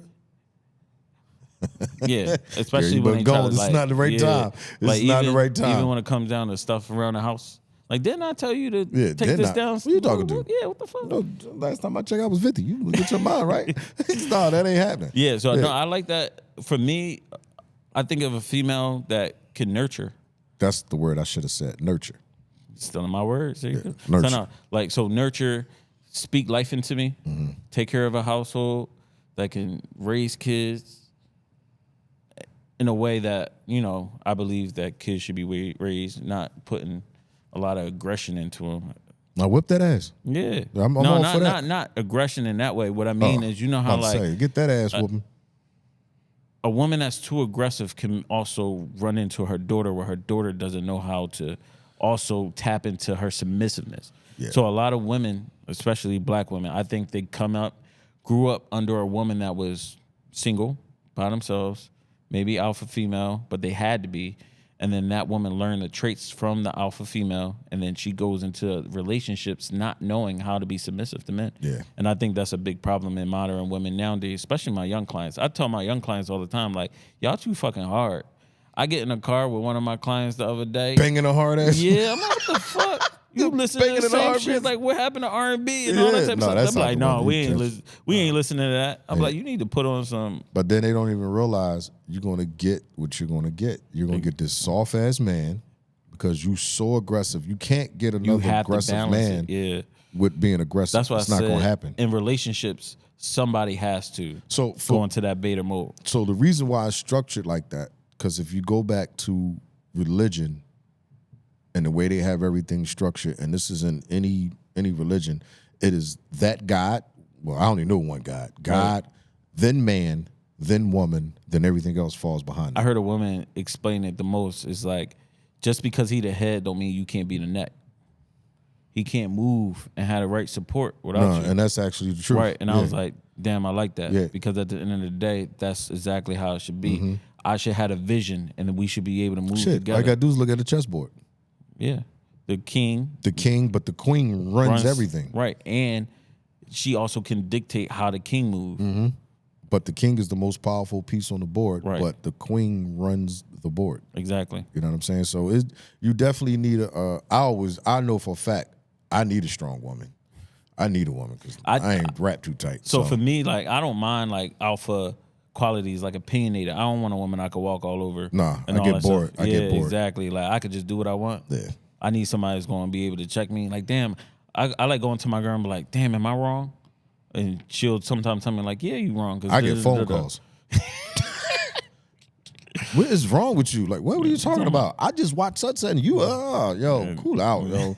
Like, but if you see me with a woman, know she's crazy. Because if I'm crazy, she got to be some way off. I don't like crazy though. Crazy and me don't get along too much. It's different levels of craziness. Yeah, fuck that crazy shit. I had those levels. Yeah. Fuck that. Yeah, I had those fuck too. That. Yeah. What else? What else we got? Well, Is that it for the pot? Yeah, man. Oh, man. I just wanted to talk about crazy women. Crazy women. So we getting into top 5 now. We getting in top 5. Did you change it? No. I kept it the same. Just you know why I changed? I didn't change it. Why? Because it was in what she was saying and what we was talking about is what we need to hear. Right. That was important. So my top 5 is top 5 ways to generate generational wealth. How to get rich, stay rich, get your kids rich. Yes. Get your grandkids rich. Yes. This sounds good on the mic. This is WDAS FM. Right. Quiet storm. Say no. I always wanted to do that. Here we go. Number 5, charitable giving. Engage in philanthropy and set up a family foundation or charitable trust. This is the only benefit the community, or this not only benefits the community, but also instill values in your children. Oh, that's it. So how does that lead to generational wealth? Because of the foundation. The foundation, the charitable work that you're doing, that's a legacy, that's your name. Let's just say the Garrett Foundation every year gives a check for $1,000 to the Boys and Girls Club. Mm-hmm. That goes on forever and ever. That income, that where we got that money, that $1,000 stays with the family forever and ever and ever and ever. Mm. I know I'm pretty smart. I know. No, I never thought of charity that way. So that's what they be doing? Yes. Oh shit. Yes. Because you get to host different parties and all that kind of stuff for your foundation. Mm-hmm. Those checks come in. Yeah. Oh shit. Yeah. Then it says start a family business. Oh, number 4, start a family business. Consider starting a family business. Ooh. What? Black people don't like being family business. Nah. We not like the Asians and the Ricans. You're not going, the Asian people, they'll come in, their uncle will move in. They all living in the same joint right above the Chinese store. He cut me off, yo. I'm not listening to this guy. Number 4, starting a family business. They got the aunt. Yes. They doing homework in the back. Listen. Bro, I had a restaurant. I'm like, damn, they all back there. I had a restaurant. Oh, God. Anyway, starting a family business. Consider starting a family business that can be passed down through generations. This can provide sources of income and assets for your family. Yeah. As of the gym. But I don't know where my son is at. He'll grow up, though. I don't know where he's at. He'll grow up and understand what this is really for and the purpose of it all. Because a lot of times you just be like, oh, that's what my dad do. Mm-hmm. But then a lot of times you go back and be like, no, he's trying to leave me something. Yeah. And I think one of the reasons I wanted to do it because I wanted him to have a future and control his own thing. Yeah. Yeah. Control his own thing where he didn't have to depend on. He could be a boss. Yeah. He not only be a boss, but he just don't have to depend on somebody giving him something. That's what a boss is. Yeah. So that's he in created the definition of being a boss. Yeah. He created his own way of life. Versus waiting if I got to do overtime for the holidays to make money for my family and all this kind of stuff. Right. Oh, my God, I can't take the vacation that I want with my family because I don't have no more vacation days. Oh, my God, if I need to take some money out the bank and purchase something, I don't have to get a loan from anybody. So that was more of giving him financial freedom. Yeah.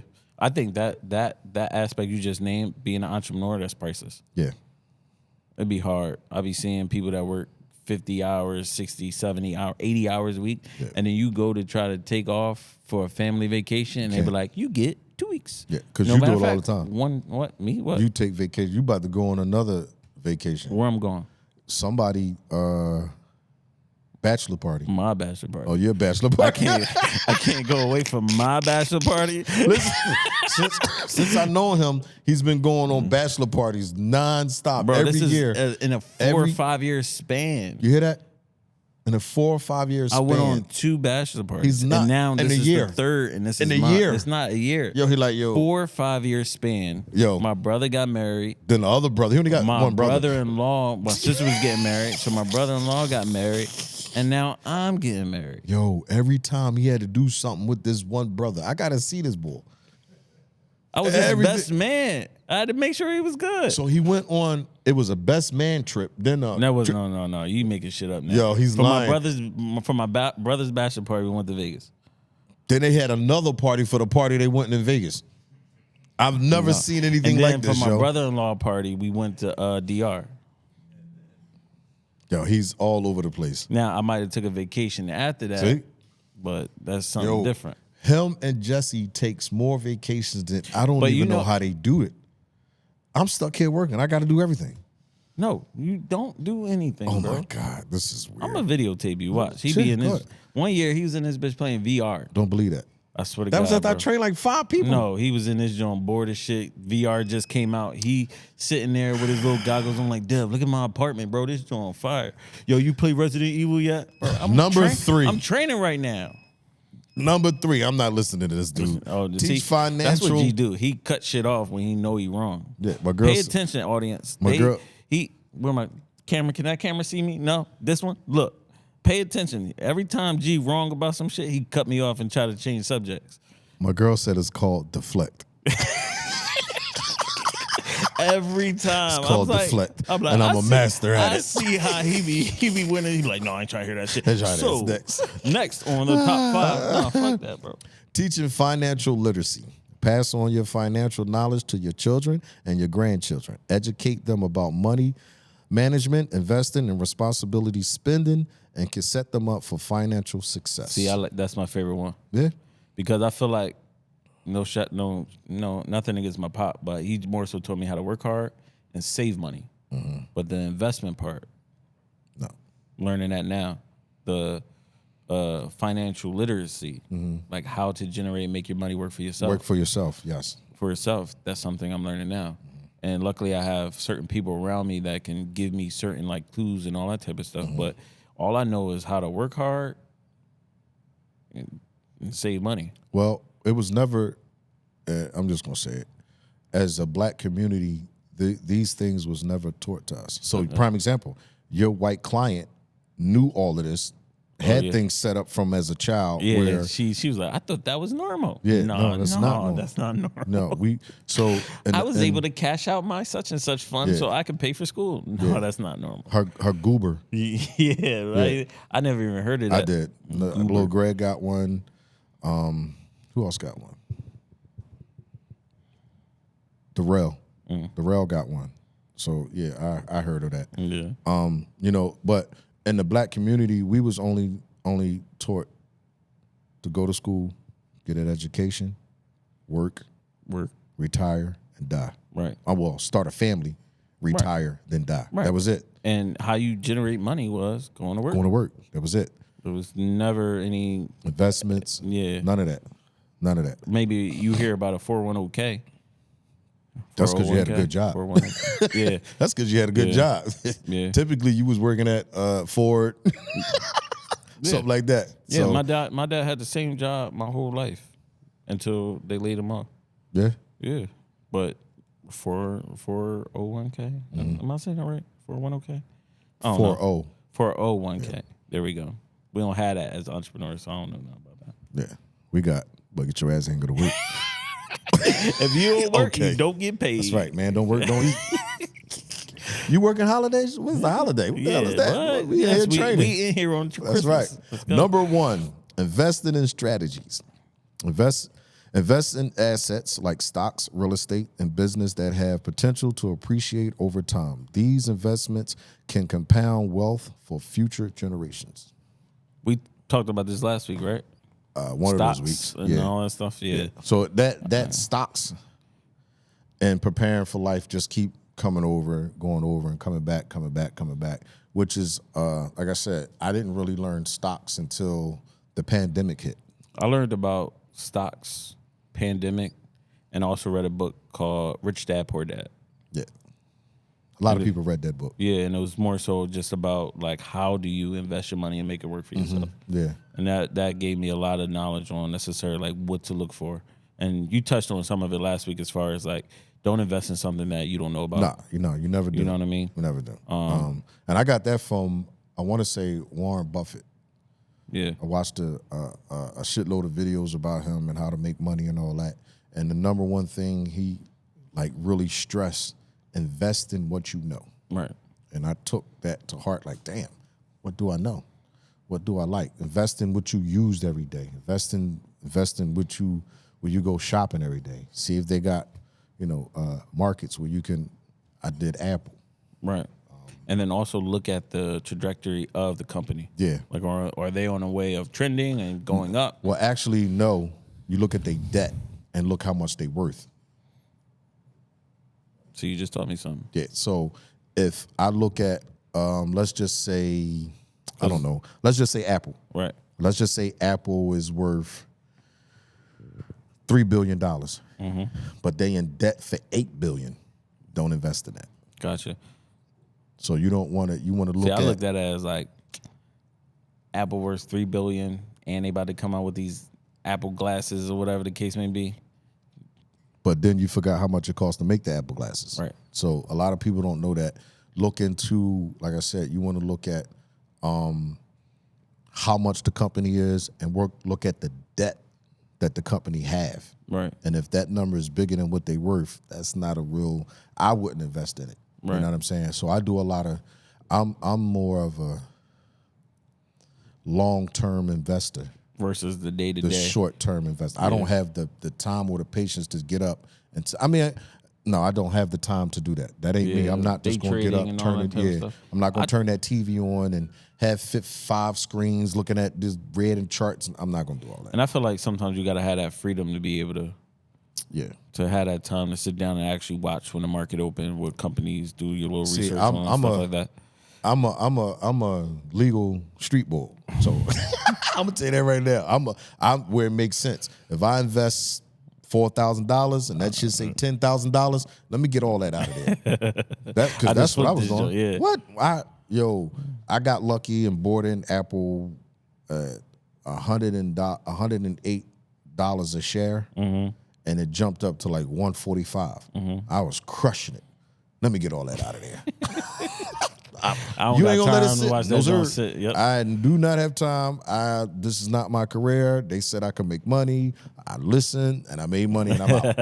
You know what I'm saying? So, but if I decide to jump back into stocks, I know exactly what to look for and then just go do my research from there. Plus retirement coming up, bro.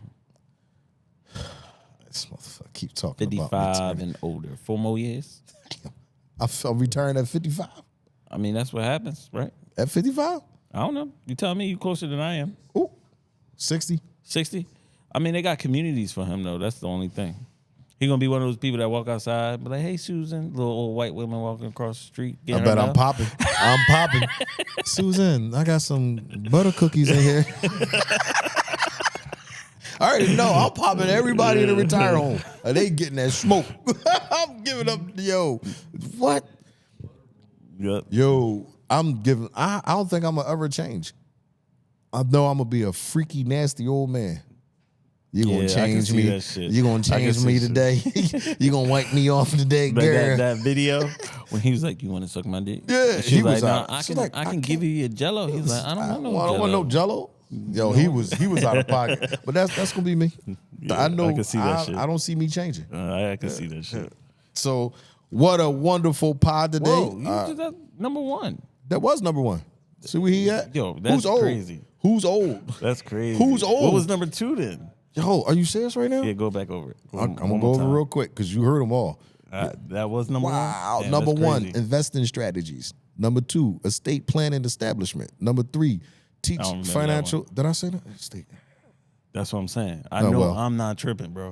Well, maybe I know am one of these over. that was 4. So over. Now look who old. Yeah, she distracted 51 hitting hard. He distract me. Number is a wrap. It's over. Thanks for coming out. God bless and good night. Peace. You distracted me with the retirement home. Hey, no, bro. I get nervous when you talk about that. Try to put that shit on me. I missed. I missed. All right. No, I really get nervous at 51. Ooh. What do you say? Yeah. Oh, yeah. No, I'm telling you, I'm not bullshitting. I was laying in bed, and it was like starting slip into that deep sleep, and that joint hit like, yo, you 51. Hope my heart start pounding. Your birthday on Monday, right? Yeah. Hope you enjoy your weekend. I ain't doing nothing. Because that shit is downhill from here. Yo, this boy's a hater. No, bro. This boy's a pure ding hater. I love it. I love it. You seen the upper half of life. Nah. Technically, that's not true. People got to stop saying. No, hear me out. People got to stop saying when you turn 50, you live half your life. That's not true. Right. If you look at the average death, it's 480, right? It's 75, 80. So you definitely on the other side. You was riding downhill for it. You got some momentum now. Say no, you my guy, bro. I hope you live forever. I'm cool. I'm gonna be just like this. I'll be just like this, not changing for nothing or nobody. That shit is gonna be rapid. You gain momentum now. Real? Damn. Say no, you do a good job. You can do a good job of keeping yourself young, and you're around a lot of young energy in here. Is that what it is? Yeah. Yeah, it's going. Once you get to that 55 and older community, that shit gonna change. I'm not going. You're not going. I'm sleeping in somebody's basement. I'm not going. Y'all, I'm not doing that shit. I'm not doing it. It's not gonna happen. But all right, let's go ahead and end this on that note. End it on that note. All right. So thank you guys for watching. Yes. Make sure you like, subscribe, comment. Yes. And if you have something to say, yes, we will say fuck you. But at the end of the day, no, we appreciate all the love. Keep watching the Grind 24/7 podcast. Yep. Let us know anything that you guys want us to talk about, anything like that. Leave a comment, good or bad, doesn't matter. Yes, and we are out. Thanks for coming out. God bless, and good night. That's my camera, bro. This is WDAS-FM, and this is The Quiet Storm, live from Patty Jackson. I met Patty Jackson one time. I never